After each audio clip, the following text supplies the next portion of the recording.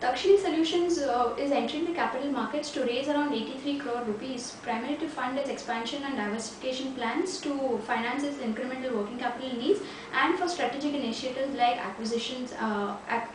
of companies. The company operates in the IT services industry with providing services in the sectors like BFSI and telecom by providing warehousing, data warehousing and maintenance services, wealth management solutions, and offshoring facilities, etc. Coming to the financials of the company, the top line has grown by over 198% on a YOY basis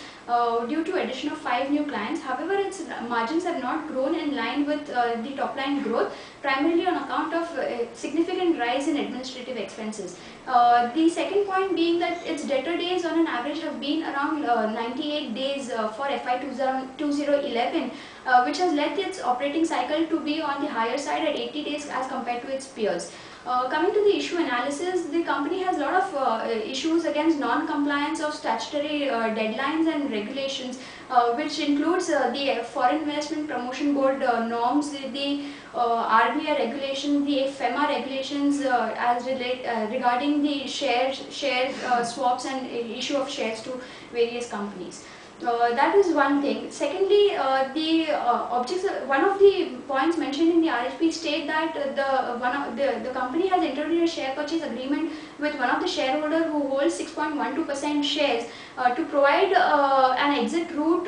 to the company within 18 months of allotment of these shares. Now we have certain questions with this particular object or the clause, as it raises doubts whether it is making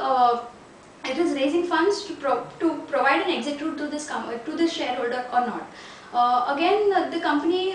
is exposed to client concentration risk, as top 10 clients who are based in the United States contribute over 85% of its revenues for the period ended 31st March 2011, thus exposing it to risk of foreign currency fluctuation and client concentration as well as geographic concentration.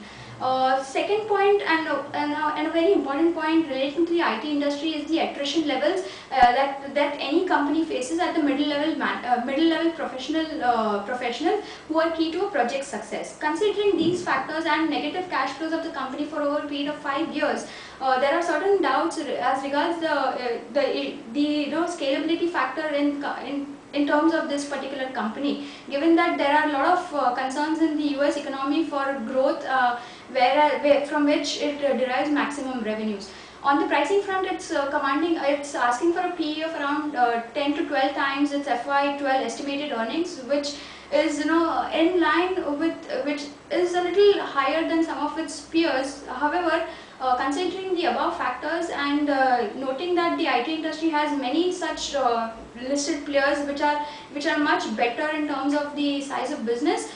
with no scalable factor to be seen in this company, investors as well as funders can avoid this issue.